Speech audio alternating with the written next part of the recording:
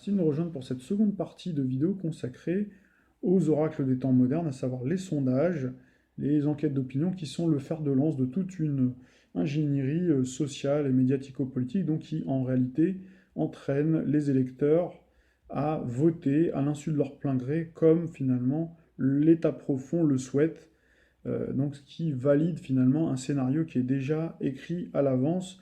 Donc on va poursuivre parce que j'ai encore quelques éléments à vous communiquer. Alors ici, on voit que les instituts de sondage n'hésitent pas, comme nous l'expliquions, à avouer qu'ils se sont trompés, que les sondeurs n'ont pas vu venir justement cette poussée, notamment des écologistes. Alors on peut se dire qui peut croire ça, puisqu'on retrouve en France comme en Allemagne, les deux pays dits moteurs de la construction européenne, une poussée des Verts. Et je pense que c'était voulu et attendu, puisque alors nous, on l'avait vu venir depuis le cycle Jupiter-Neptune, Sagittaire-Poisson.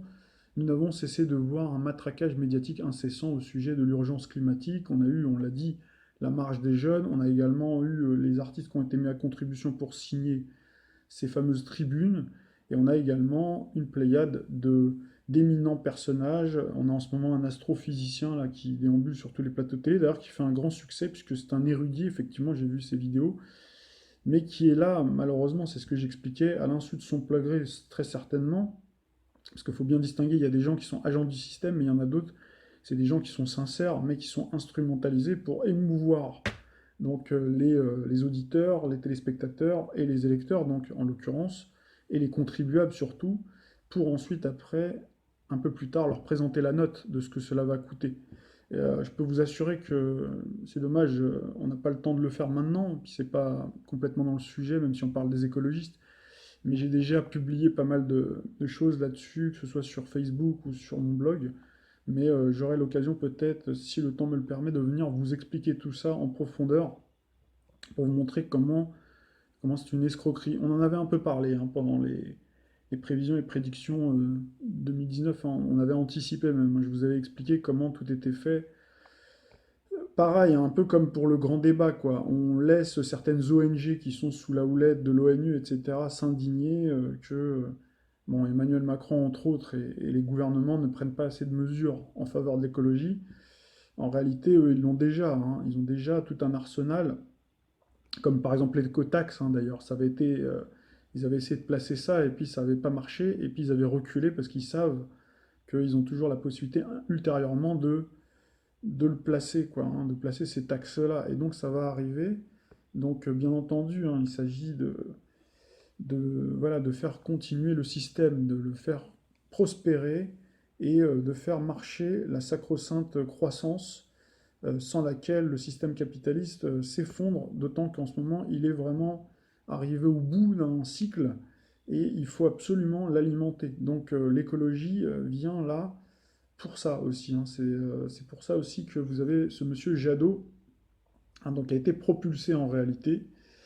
Euh, alors, après, au niveau des sondages, il n'a pas été propulsé justement, mais au niveau des résultats, on le voit qui a été vraiment mis en avant, puisqu'il termine avec un capital de voix extrêmement important qui lui permet aujourd'hui d'imposer une certaine ligne politique que M. Macron va très certainement s'approprier pour mettre en œuvre justement cette politique dont je vous parle. Donc, c'est une politique essentiellement donc basée sur des taxes. Par José Bové, et puis Oui. vous êtes soutenu par Gilles Simeoni. Très bien. Quelle fierté. Mais non, les Corses, les autonomistes corses. Ouais. Régionalistes. Ouais. Ça veut dire quoi? Vous êtes régionaliste? Bien sûr. D'ailleurs, sur votre liste, il y a des régionalistes. Bien sûr. J'ai vu ça. On a toujours été Donc vous régionalistes. êtes favorable à une Europe des régions, une Europe sûr. fédérale. Bien sûr. Une Bien Europe sûr. fédérale. Mais pour nous, l'Europe fédérale, c'est souvent... Avec des compétences qui Bien dépassent sûr. les cadres des Mais c'est États. ça qui est génial.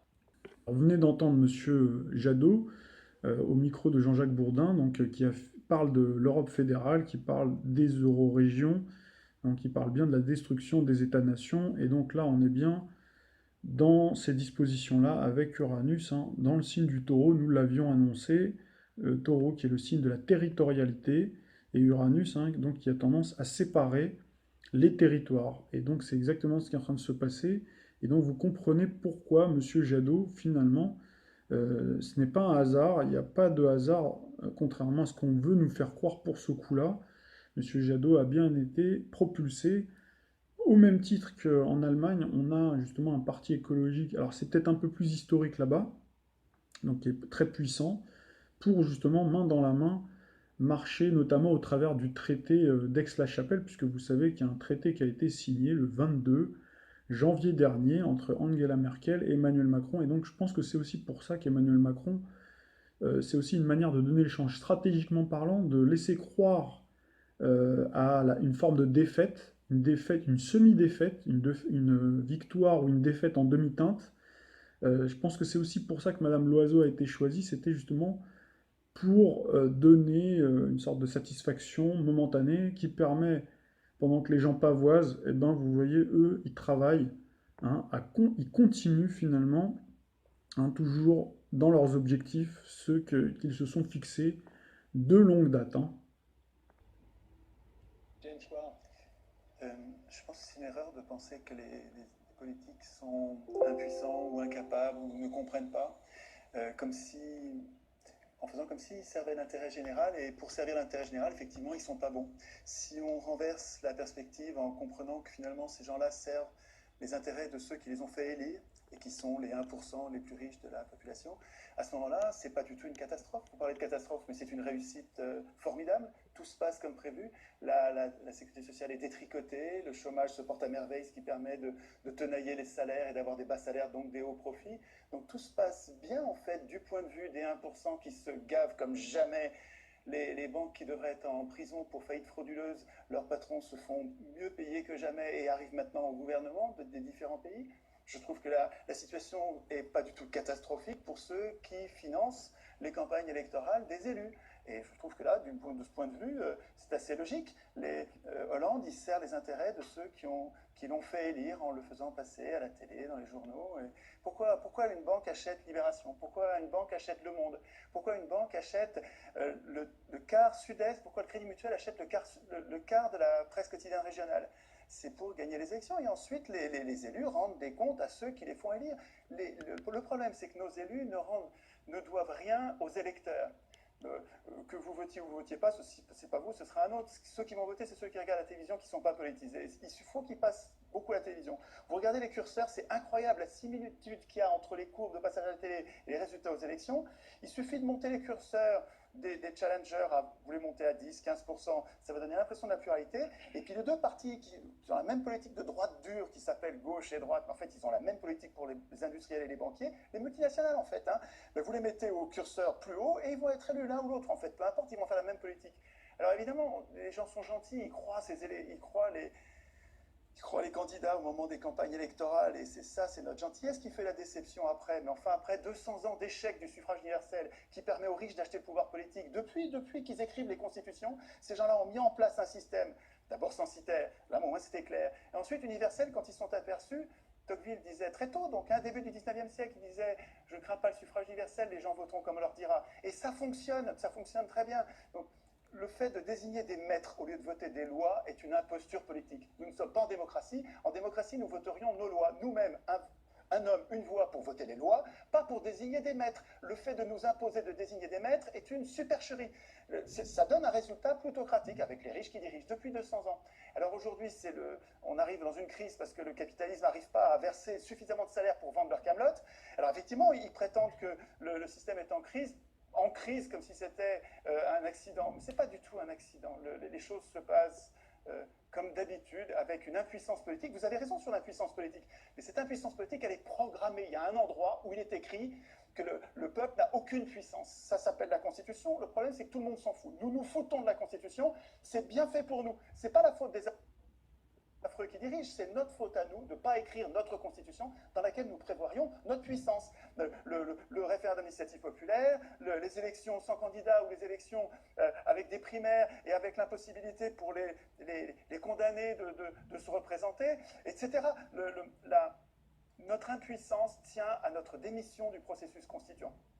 Et tant qu'on bavarde sur ce que font les représentants politiques qui sont les représentants des riches, on passe à côté de la cause de nos problèmes. Donc, il me semble qu'en recentrant le problème, en recentrant la réflexion sur la cause de nos problèmes, on arrive à trouver des solutions. Alors la vidéo que je viens de vous diffuser est celle où on voit une intervention assez punchy d'Étienne Chouard dans l'émission Ce soir ou jamais, donc c'est une émission qui n'existe plus, et donc c'était au moment où on était sous le quinquennat Hollande, donc ça devait être autour des années 2014, et donc dans son discours, hein, il y a beaucoup de choses qui restent valables par rapport notamment au temps de parole, par rapport au temps de passage. Plus on passe à la télévision, le temps de parole est très important et souvent adossé, hein, au résultat de l'élection. Le résultat de l'élection, plus précisément, est adossé, hein, au temps de parole. D'ailleurs, on l'a vu avec Emmanuel Macron, qui a bénéficié d'une couverture médiatique très très importante, hein, de l'ordre de 30%. Et effectivement, on l'a vu terminer, hein, dans ces alentours-là. Ce qui est valable pour les, entre guillemets, candidats qui sont les plus mis en avant, également pour les candidats qui sont relégués dans les bas-fonds des résultats électoraux, puisque ben, vous avez les petits, entre guillemets, candidats qui pourraient très bien devenir grands, mais comme ils n'ont pas beaucoup de temps de parole, et là en plus c'est carrément gravé dans le marbre institutionnel, puisque vous avez le CSA qui définit qui peut prétendre à se retrouver en débat ou avoir temps de parole significatif ou pas. Et vous avez vu par exemple Monsieur François Asselineau qui a été évincé du dernier débat et s'en est offusqué. Bon, vous verrez, c'est ce que je vous ai expliqué, d'ailleurs on le voit de plus en plus passer à la télévision, que quand le système aura besoin de lui, et c'est le cas, vous verrez, dans le futur, hein, il est marqué par le cycle Saturne-Pluton d'ailleurs, et l'année prochaine, notamment pour les élections municipales, on risque de le voir beaucoup plus. Je pense que son parti va s'enraciner. J'ai vu qu'il a fait 1,2. Donc je vous avais dit, moi, dans mes prévisions, que fallait pas s'attendre à des miracles, et c'est le cas. Contrairement, j'ai vu leurs militants qui y croyaient dur comme fer, qu'ils feraient des résultats. Alors, il est probable que dans le futur, ils fassent un meilleur résultat, mais ça paraissait difficile compte tenu aussi du fait qu'il a un frère jumeau, donc une formation jumelle avec toute l'historique, hein, dont on a déjà parlé, sur lequel on ne va pas revenir, mais pour revenir à monsieur Chouard, parce que je faisais justement cette allusion au temps de parole, qui est effectivement très important, donc dans les passages télé. Et donc Monsieur Chouard, c'est vrai, a beaucoup d'arguments, donc il reste encore valable au travers de son intervention, sauf, je dirais, pour le RIC, puisque le RIC, pour moi, à l'heure où on est, la finance a pris un tel pouvoir, hein, c'est une finance tentaculaire qui s'est maintenant propagée partout. Et donc la seule façon d'en sortir aujourd'hui, pour moi, c'est par la monnaie, c'est ce que j'expliquais. On a été mis en esclavage, hein, à l'insu de notre plein gré par la monnaie. D'ailleurs, M. Chouard le sait très très bien, puisque c'est lui-même, hein, qui a décortiqué, donc pendant la campagne électorale de 2005, hein, où les politiciens voulaient nous faire valider, hein, voulaient qu'on leur accorde un blanc-seing pour nous passer justement cette constitution européenne, c'est-à-dire le transfert des derniers bastions de pouvoir, de souveraineté populaire et nationale, donc à l'Union européenne. Et finalement, bon, le peuple s'était rebellé. Alors, il faut aussi le mélanger avec la contestation du deuxième quinquennat de Jacques Chirac, à mon avis. C'est pour ça qu'on a eu un résultat de 55%. Je pense qu'il faut être honnête. Parce que c'est vrai que quand on dit régulièrement que le peuple, effectivement, je le dis moi-même, hein, il s'est exprimé et qu'on a un taux de 55% qui dit non, donc normalement on est censé le respecter et on ne doit pas violer sa parole, c'est certain, mais en même temps, c'est vrai que ces résultats-là, il faut aussi les mettre dans la balance. Du deuxième quinquennat de Chirac était quand même, faut être honnête, catastrophique, donc je pense qu'il y a aussi beaucoup de gens qui ont été défoulés, donc c'est peut-être pour ça qu'on a eu aussi ce résultat. Néanmoins, on l'a eu, et donc lui, il était là pour justement avertir, pour alerter, pour décortiquer donc ce fameux projet constitutionnel. Et donc c'est comme ça qu'il s'est fait connaître, et c'est comme ça qu'à l'époque, hein, donc il a proposé ce projet de RIC, et aujourd'hui on le voit beaucoup, ben, aux côtés des Gilets jaunes. En tout cas les Gilets jaunes se reconnaissent en lui, le suivent depuis très longtemps sur Internet. Avant il était très proche de la France Insoumise, et aujourd'hui on a vu qu'il s'est allié à M. Asselineau, donc de l'UPR. Donc c'est quelqu'un qui a une analyse pertinente, mais qui, pour moi, en tout cas dans une certaine mesure, est dépassé sur l'instauration du RIC, ou pour écrire, hein, sa propre constitution. Aujourd'hui, on n'en est plus là. Aujourd'hui, comme je l'ai expliqué, pour moi, c'est vraiment par la monnaie. On a été mis en esclavage par la monnaie, c'est le nerf de la guerre. C'est par la monnaie qu'on s'en sortira, qu'on pourrait s'en sortir, mais malheureusement, ça nécessiterait un gros effort, déjà une prise de conscience de la part de nos concitoyens, ce qui n'est pas une mince affaire. Et même si jamais on avait une prise de conscience, hein, il faudrait que les gens en même temps se décident à boycotter notamment, hein, les grands groupes industriels qui sont derrière l'Union européenne, hein, qui sont à la manœuvre, hein, puisque cette Union européenne, c'est une Union européenne bancaire et des multinationales, avec derrière, par exemple, des firmes comme Monsanto, hein, où vous avez des copier-coller des rapports de Monsanto qui sont repris par l'Union européenne pour, par exemple, avaliser le glyphosate pour redonner un mandat, hein, de mise sur le marché, d'autorisation, de commercialisation du glyphosate. Donc ça, vous avez tout un dossier, vous pourrez regarder si vous le souhaitez sur mon blog. Vraiment, j'essaie de faire un travail le plus complet possible, hein, donc en faisant des recherches pour essayer de mettre en évidence toute cette supercherie, y compris vis-à-vis des scientifiques qui ont été achetés. Donc on y reviendra peut-être un peu plus tard dans un autre dossier. Enfin, tout ça pour vous dire qu'on a aujourd'hui une Union européenne qui est vraiment le bras armé, et Monsieur Chouard et bien d'autres le savent. Mais le problème, c'est ça, c'est qu'ils le savent, mais à chaque fois, ils nous pondent après des solutions qui n'en sont pas. Et malheureusement, ça fait perdre du temps. Et le jour où les gens vont se rendre compte que en fait, ça ne sert plus à rien, c'est-à-dire ils vont être douchés dans leur enthousiasme, ils vont aller de désillusion en désillusion.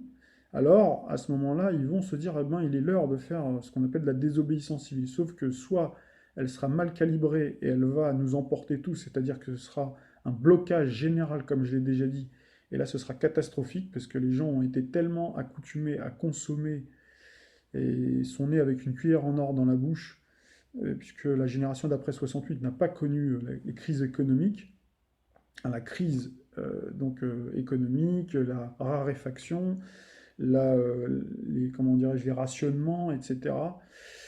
Donc là, ce serait vraiment catastrophique parce que les gens, surtout les personnes qui sont habituées à consommer, souvent il y a une corrélation entre les gens qui consomment le plus, qui consomment des fois des futilités, et les gens qui ne s'intéressent pas justement à la vie publique et qui vont tomber de très très très haut, qui vont tomber de très haut et qui vont pas comprendre. Et là, on va leur désigner comme souvent des boucs émissaires. Ça peut être les migrants, les musulmans, les juifs, que sais-je. Et c'est comme ça que ça va partir en freestyle. Donc voilà un peu le plan. Donc c'est pour ça que ces gens-là, je regrette vraiment que ces gens-là ne prennent pas la mesure et annoncent direct d'entrée de jeu de dire bon, maintenant ça suffit, on boycotte toutes ces firmes-là, quoi. Voilà. Et s'ils lançaient tous ces gens-là qui sont quand même qui ont une aura, qui ont voilà une tribune, si jamais ils lançaient il lançait justement ce mot d'ordre, hein, et je pense qu'il serait vraiment suivi. Mais il faudrait que ce soit ciblé. Ce serait ciblé d'abord et avant tout sur tous les produits des multinationales. Donc là, vous en avez à l'appel, hein, toutes les multinationales qui ne payent pas, hein, qui font constamment de l'évasion fiscale. On vient d'apprendre par exemple que Google a été relaxé. Voilà comment ça se passe. C'est-à-dire qu'à chaque fois, on vous lance comme ça dans la nature que ces grands groupes sont finalement inquiétés, et puis après, quand vous faites un suivi de dossier, vous vous apercevez que finalement, il ne se passe rien. Voilà, c'est comme ça que ça fonctionne, puisque ce sont des très puissants, et dans le futur, vous verrez, avec Pluton qui arrivera en Verseau, donc les grands groupes vont devenir de plus en plus puissants, les GAFAM notamment, tous les groupes comme Monsanto, Coca-Cola, bien sûr, les laboratoires, ils sont déjà très très puissants, mais ils vont le devenir encore plus, hein. Vous avez un livre là qui est paru, je crois, c'est Apple qui achète la Grèce, hein. Donc là, c'est un livre qui vous explique comment un grand groupe vous achète un pays. Voilà. Donc là, je ne sais pas si les gens se rendent compte. Avant, pour faire un saut dans le futur, il fallait aller aux États-Unis. Aujourd'hui, pour faire un saut dans le futur, pour savoir quel sera notre futur, mais il faut faire un petit saut en Grèce. Voilà. Donc, mais bien sûr, aux États-Unis aussi, c'est pareil, hein. J'ai des informations des ressentis aussi qui me laissent penser que ça va aller pas très très bien non plus. Et ça va déjà très mal, mais ça peut aller encore plus mal. Donc, voilà, annoncer que les États-Unis ont un taux de chômage qui est très très bas, un taux de croissance qui repart, tout ça, pour moi, c'est l'arbre qui cache la forêt. Alors, pour revenir à ce monsieur Alexis de Tocqueville dont parlait monsieur Chouard, donc c'est vrai qu'il avait en son temps prophétisé le concept de démocratie despotique, et il disait lorsque la passion de l'égalité, donc c'est un petit peu ce qui nous anime en France, à chaque fois on parle tout le temps d'égalité, conçue comme égalitarisme et non comme une égalité en droit des personnes, l'emporte sur le goût de la liberté. Donc seul un libéralisme vigilant peut sauver la démocratie de la tentation liberticide. Et c'est exactement ce qui est en train de se passer, puisque justement on veut mettre tout le monde à égalité, et il n'y a pas en vrai, c'est un égalitarisme, mais on voit bien qu'il n'y a pas d'équité. On le voit d'ailleurs au niveau des temps de parole, puisque les candidats n'ont pas tous le même temps de parole par exemple. On voit aussi qu'on veut faire une égalité parfaite homme-femme, alors qu'on a des différences et des complémentarités. Donc voilà, donc le philosophe en fait emploie le mot de passion, de l'égalité, que l'on retrouve bien en astrologie par la relation Uranus, donc qui signifie bien égalité, liberté, fraternité. Donc c'est bien la devise d'ailleurs de la France, avec le Verseau puisqu'on a un milieu du ciel en Verseau dans le thème de la France de la Ve République, du 28 septembre 1958 à 22h, donc ça correspond bien. Et puis on a Pluton, passion, donc on a bien Uranus et Pluton, et nous sommes bien sortis de cette séquence-là qui entremêlait à outrance égalité et passion, sous le cycle Uranus-Pluton en disharmonie que nous avons vécu ces 7 dernières années, notamment depuis 2010-2011 jusqu'en 2018. Donc là on a le cycle de la grande crise, Uranus, Pluton, donc avec Pluton qui est l'artisan des ténèbres et Uranus qui est l'artisan et le génie en fait qui met en scène, qui pousse les pions, puisqu'on a Pluton qui pousse les pions dans l'ombre et on a Uranus qui improvise, qui met en scène le théâtre de la crise.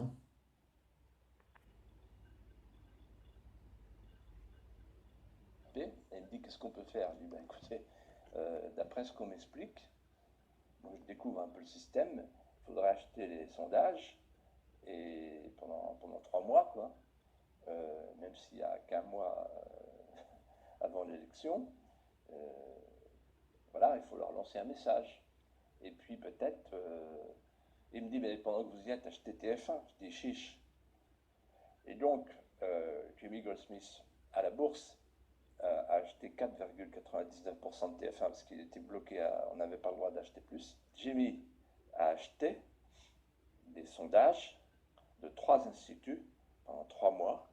Qu'est-ce qui s'est passé? Il s'est passé qu'en 8 jours, tout a changé. En 8 jours, tout a changé. En 8 jours, on est passé de 2 à 10 dans les sondages.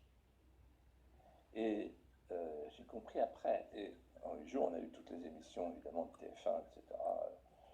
7 sur 7 d'Anne Sinclair, le 20h, etc.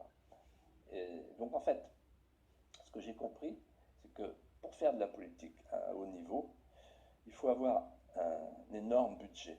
C'est pas une question d'affiches, tout ça, de payer les avions, les trains. C'est pas ça, c'est les sondages.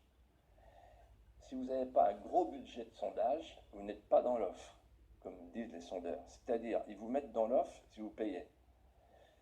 Et en fait, les sondages qui paraissent dans les journaux ne sont pas achetés par les journaux, ils sont achetés par les hommes politiques.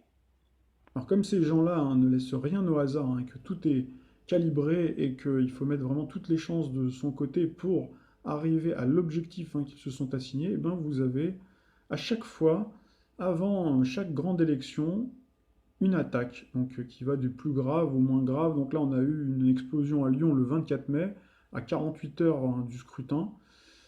Donc, Dieu merci, il n'y a pas eu de mort, mais les autres fois, ça a été beaucoup plus grave. Donc là, j'avais déjà montré dans le passé un calendrier, donc on voit la corrélation exacte entre les attaques, entre des attaques terroristes ou supposées terroristes, qui vont susciter finalement l'émotion, qui vont susciter l'indignation, la colère, et qui forcément, dans les dernières 24 heures ou dans les dernières lignes droites, va forcément cristalliser au moment où les votes ne sont pas encore complètement, où ils vont se cristalliser, là vous avez les gens qui peuvent faire un vote de colère.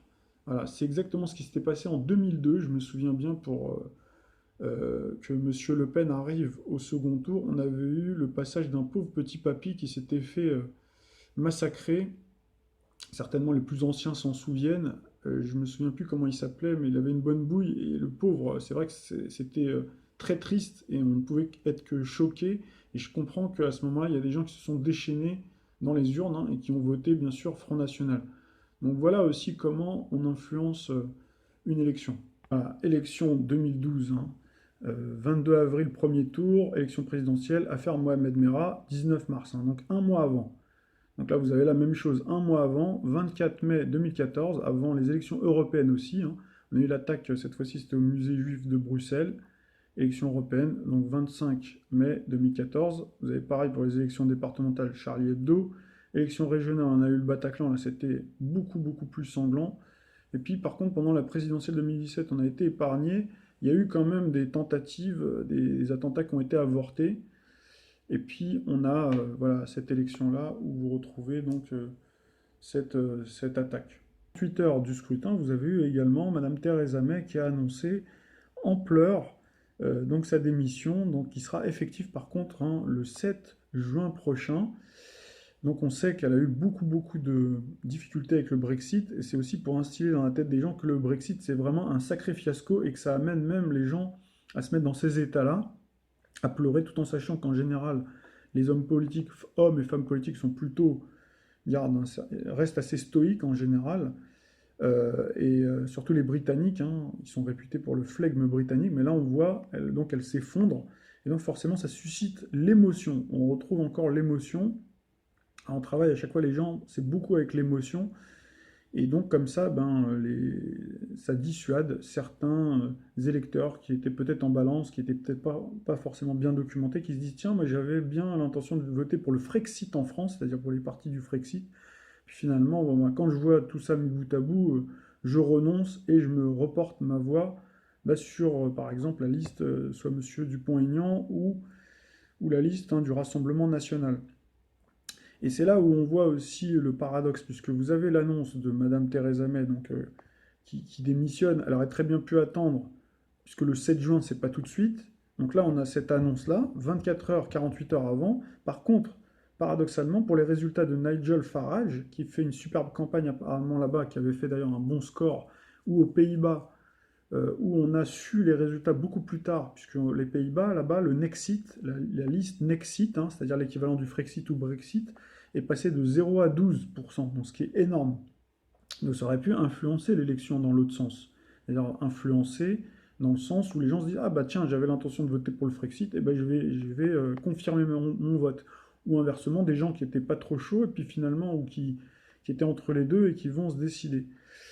Donc là, on voit bien le deux poids, deux mesures. C'est pour ça que c'est quand même suspect aussi. Je ne dis pas que Madame Theresa May a joué la comédie, Je sais que les hommes politiques et les hommes et femmes politiques peuvent être de très bons comédiens, dont certains pourraient avoir le premier prix du festival de Cannes. D'ailleurs, on a eu le festival là. Mais voilà, tout est fait. Après, on ne sait pas ce qu'on lui a dit. On a été peut-être méchant avec elle. Et hop, après, on vous prend plein cadre et puis on vous passe ça. Voilà une mise en scène qui milite en faveur justement de tout ce conditionnement, tout ce travail de l'opinion dont on parle. Un coup d'œil à la carte du ciel de Madame Theresa May, qui est née le 1er octobre 1956, donc elle est balance avec une lune en vierge.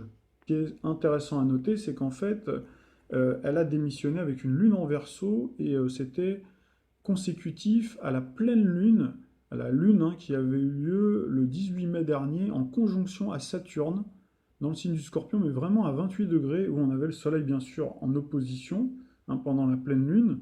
Donc ça c'est intéressant, puisque c'est des deux signes fixes. Elle est 3 signes fixes, pour être exact. Et Madame Theresa May est marquée, très marquée par les signes fixes, avec Uranus d'ailleurs en Lion, avec Vénus, qui est le maître d'ailleurs où se situe son Soleil, puisqu'elle est du signe de la Balance, et qui est le maître du Taureau, où on a Uranus qui est en dissonance avec les éléments en Lion. Donc ça c'est déjà le premier terrain de fragilité qui a été activé pour moi. Deuxième terrain de fragilité, c'est avec Mars qu'on a en Cancer, avec Saturne-Pluton, qui lui a d'ailleurs posé toutes les difficultés du monde depuis qu'elle est au pouvoir, pour négocier avec l'Union européenne, puisque Saturne-Pluton, on l'a dit tout à l'heure dans la précédente vidéo, on l'a déjà répété à maintes reprises, le Capricorne, avec Saturne-Pluton, ça symbolise bien l'Union européenne, le Deep State, les grandes structures, et donc qui est en dissonance avec son signe de la Balance. Donc là, on a une activation de ce côté-là également, avec Mars qui séjourne en Cancer, et puis vous avez eu, depuis quelques jours, le Soleil et Mercure. Mercure qui venait tout juste, hein, je crois, à une journée près, de transiter en Gémeaux, donc qui a activé le cycle Jupiter-Neptune. Neptune qu'on a en conjonction avec Mars, donc Jupiter avec le carré, donc qui active toute cette dissonance-là, et ce terrain de fragilité en Vierge. Donc c'est ce qui explique que jusqu'à présent elle avait tenu bon, puisque Saturne-Pluton soutenait son côté Vierge, la Lune en Vierge, Jupiter notamment, qui est la planète des politiques, mais là avec Jupiter contre Jupiter, avec Neptune en face, et avec l'activation de toutes ces dissonances simultanées, c'est ce qui explique donc sa démission. Donc là c'est intéressant aussi à le garder en tête, pour le cas Emmanuel Macron, puisque je sais que tout le monde se pose la question de savoir quand est-ce qu'il va démissionner, quand est-ce qu'il va démissionner. Alors j'ai déjà fait, moi, une vidéo pour vous expliquer, pour moi en tout cas, que c'était pas normalement tout de suite. Après on peut avoir des surprises, parce qu'il y a des fois tellement d'éléments, tellement de paramètres à prendre en considération. Et donc voilà, donc on aura peut-être l'occasion de revenir encore plus en profondeur pour étudier, parce qu'il y a un thème beaucoup plus complexe, monsieur Emmanuel Macron, et là je vous invite vraiment à vous reporter à nos vidéos précédentes, puisqu'on a expliqué, nous, qui tiendrait quand même plutôt le cap, et que si d'aventure de toute façon il partait, bon, ce serait de toute façon pour après occuper d'autres fonctions, et que de toute façon le gouvernement qui viendrait derrière, quel qu'il soit, ce serait pour donner l'illusion d'une rénovation politique, hein, y compris, même on l'a dit, hein, fin de la Ve République, y compris peut-être 6e avec régime parlementaire, etc. Donc là on a des débats un peu comme en Italie ou en Allemagne, et puis en fait finalement on a la même politique en pire. C'est l'occasion aussi de parler de ce fameux Brexit, hein, donc qui est toujours pas effectif. Donc nous on avait dit dans nos prévisions qu'il y aurait probablement, qu'on n'était pas à l'abri d'une surprise à cause d'Uranus, justement, bah, c'est le cas.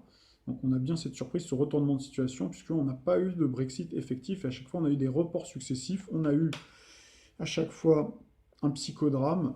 Donc là, l'épilogue du psychodrame, eh ben, c'est au moment où on voit Theresa May en pleurs, mais avant ça, elle a dû avaler plein de couleuvres, et à chaque fois on a repoussé le Brexit. On l'avait repoussé une dernière fois, donc le 11 avril, donc c'était sous une lune en Gémeaux, avec Mars en Gémeaux également, donc qui est le signe des éditorialistes, qui est le signe aussi de la négociation, du commerce, du marchandage, quelque part, et aussi de l'humour. Et c'est vrai que nous, on s'était permis aussi de faire un trait d'humour lors d'une de nos précédentes publications qu'on avait appelée Brexit Canada Dry, en faisant allusion à ce fameux spot publicitaire des années 80 qui parlait de cette boisson donc qui était une limonade, hein, donc qui s'apparentait à de l'alcool, mais qui n'était pas de l'alcool. Donc c'était tout ça pour dire que, en tout cas ça c'était ma thèse, hein, que si d'aventure il y avait le Brexit qui se mettait en mouvement, qu'on aurait un faux Brexit, quoi, pas un hard Brexit.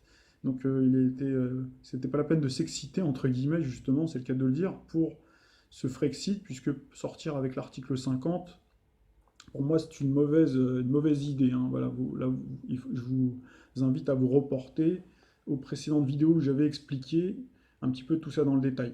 Alors là, on voit que les éditorialistes, les journalistes sont encore plus facétieux que je ne l'ai été, puisque là, ils vous parlent après d'Halloween Brexit. Donc là, vous voyez les titres, l'Union européenne face au risque du Halloween Brexit, mais pourquoi faire? Le Halloween Brexit, l'interminable, je pars, retenez-moi, It's Halloween Brexit, etc. Donc pourquoi Halloween Brexit? Puisque en fait, aux dernières nouvelles, le Brexit est repoussé au 31 octobre. Qui dit 31 octobre dit fête d'Halloween, donc c'est la fête, hein, qui célèbre les esprits, c'est la veille de la Toussaint, donc qui célèbre les défunts. Donc là, en filigrane, ne veulent-ils pas nous dire, avec beaucoup d'humour, avec un petit humour noir, un humour grinçant, que finalement on a un Brexit qui serait déjà mort-né quelque part.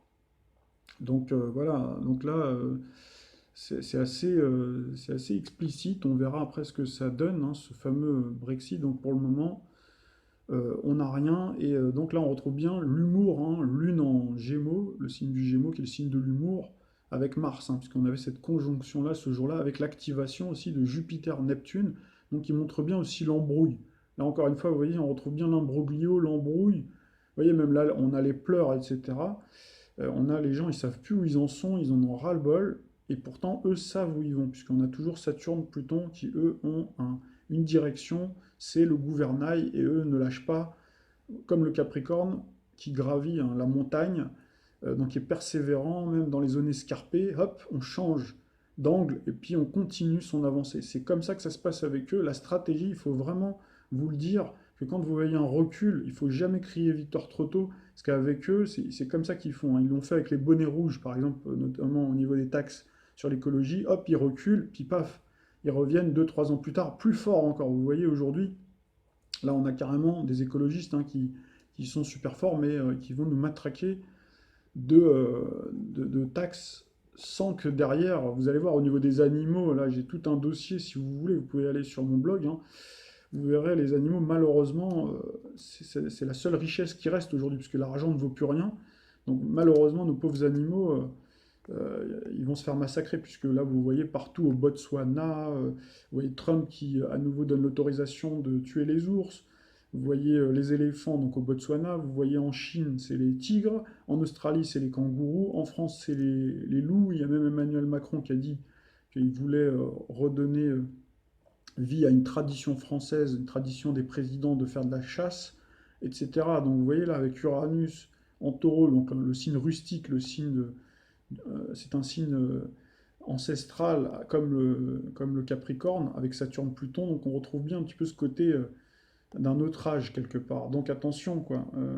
Tous les gens qui croient que les écologistes vont nous permettre vraiment de nous en sortir, je crois que, pour moi en tout cas, c'est mon sentiment, ils se mettent le doigt dans l'œil jusqu'au coude. Pour en finir avec ce volet britannique, il faut vraiment faire attention, parce que la Grande-Bretagne, c'est un pays aussi révolutionnaire, qui a fait sa révolution bien avant nous, bien avant 1789 en France. On a eu 2 révolutions successives, une en 1642 et une autre en 1688 avec Cromwell. Donc la deuxième révolution, c'était la Glorieuse Révolution. Elle était beaucoup moins sanglante que la première, mais elle était quand même, toutes les révolutions, dans le mot révolution, on a bien l'idée de transformation brutale, avec Uranus d'ailleurs, qui est la planète des révolutions, donc ça se passe jamais dans la douceur, il y a toujours des morts, etc. Donc attention, puisque quand on regarde 1688, qui était l'époque de la révolution, la glorieuse révolution juste après celle de Cromwell, donc on retrouve un Neptune comme en ce moment en Poisson, Uranus en Taureau comme en ce moment en 2019, et on a le cycle Saturne-Pluton, donc faux jumeau à notre cycle Saturne-Pluton Capricorne, et puis on va avoir l'année prochaine Jupiter qui va revenir en Capricorne, comme Jupiter à l'époque de M. Cromwell. Donc attention qu'il ne se passe pas quelque chose de cet acabit-là, donc dans l'année qui arrive, très probablement donc l'année 2020. Comment gentiment on prépare l'opinion à probablement une future prise de pouvoir, puisque nous-mêmes, on avait dit que probablement Marion Maréchal Le Pen pourrait prendre la place de sa tante Marine Le Pen, donc on verra dans quelles conditions. Ils auraient très bien pu imaginer un scénario là où ça ne fonctionne pas, où on est une Nathalie Loiseau qui s'envole complètement et que à nouveau on dise à Marine Le Pen, ah bah vous avez encore échoué comme la première fois, donc allez hop dehors et on met Marion Maréchal Le Pen. Finalement, bon, on voit qu'on prépare tout doucement l'opinion, puisque vous voyez ce sondage-là, donc 13 mai 2019, on est bien sous le signe du taureau, je vous avais dit qu'on parlerait d'elle, donc je l'ai déjà dit dans la précédente vidéo, mais on la retrouve bien à nouveau, où elle n'est pas dans le jeu politique, où elle n'est pas revenue en politique, mais on continue à parler d'elle en la présentant, selon le sondage Elab pour BFM, publié ce mercredi, 34% des Français voient en Marion Maréchal la meilleure candidate pour la présidentielle de 2022, contre 17% pour Marine Le Pen. Donc, vous voyez, progressivement, on prépare l'opinion. Donc, même si ce sondage, ça se trouve, il est bidon, peut-être qu'il est vrai, puisqu'il doit y avoir très probablement beaucoup de gens qui veulent son retour, puisqu'elle est jeune, dynamique, et puis elle a une ligne politique aussi différente de Madame Marine Le Pen, qui est plus du côté de la France chrétienne, etc. Et là, avec les chrétiens qui sont maltraités, avec il y a ce retour aussi aux sources, de plus en plus de gens se tournent vers ce passé glorieux, et donc elle est un petit peu intronisée comme la nouvelle, entre guillemets, Jeanne d'Arc des temps modernes. Donc voilà un petit peu comment on travaille l'opinion, mais ça se fait souvent comme ça, par petites touches, et parfois de manière beaucoup plus insistante et de manière beaucoup plus poussée. En fait, la conclusion de tout ça, c'est que ces élections-là, si on parle vraiment de ces élections, puisque c'était aussi une manière de faire un débrief, donc en fait, ça vient juste avaliser quelque chose qui a déjà été ratifié depuis le 22 janvier, on l'a dit, 2019, le fameux traité d'Aix-la-Chapelle. Donc c'est un traité de coopération et d'intégration. Donc il parle d'intégration, donc c'est un mot très très fort entre l'Allemagne et la France. Donc ça montre bien cette volonté d'incorporation, cette volonté de dilution. Donc là, vous avez entendu M. Jadot, qui a carrément dit tout sourire, oui, oui, tout à fait, qui ne se cache même plus.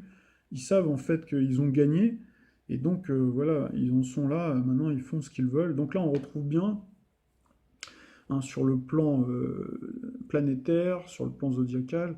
Donc vous voyez, c'est un soleil, au moment de la signature, un soleil qui était en Verseau. Donc le Verseau, c'est le signe du renouveau, et c'était d'ailleurs en ces termes-là que c'était sous un soleil similaire qu'on a eu le traité de Maastricht. Traité de Maastricht, donc avec un soleil qui était le 7 février 1992, qui était bien sous le signe du Verseau. Donc là, à nouveau, on retrouve un autre traité donc qui symbolise bien le Verseau, ça symbolise aussi le libéralisme. Et donc, quand on va avoir Pluton qui va traverser le tout début, quand il va commencer à transiter en 2023, le 23 mars 2023, donc le Verseau, et ben on va avoir une régénération justement de ce projet-là. C'est là où on va voir, à mon avis, ressusciter. C'est là où on aura devant nous la vérité quelque part, puisque Pluton ne triche pas.